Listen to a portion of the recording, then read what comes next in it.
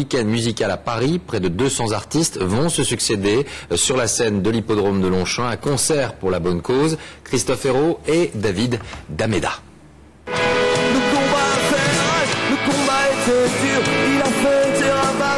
Le combat fait rage, il fait des ravages, la chanson pourrait raconter le sida.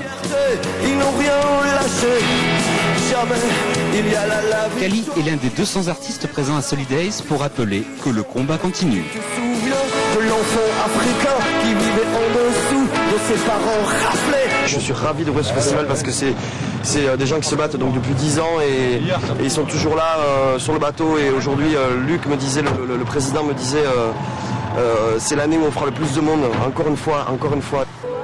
Encore une fois et pour la 10e année, c'est un anniversaire. Et pour la 10e fois, la longue litanie des morts du sida. Jean-François, Philippe. Une litanie car en 2007, dans le monde, plus de 2 millions de personnes sont mortes de la maladie. Patrice. Solidays à 10 ans, c'est aussi l'âge des bilans. Philippe.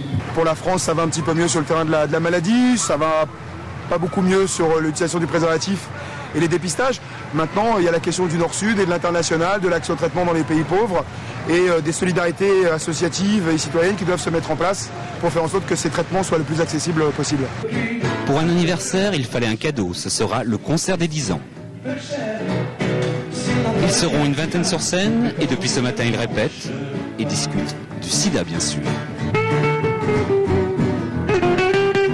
C'est plus jeune que moi, je sais pas comment tu vis ça, mais c'est sûr que c'est un truc, c'est atroce, quoi. Il faut vraiment. Moi je suis né avec, donc voilà, je l'ai entendu depuis petit, donc et on l'entend effectivement encore, on a besoin encore de le dire. Donc, je pense qu'il faut prudence 100%, quoi, voilà.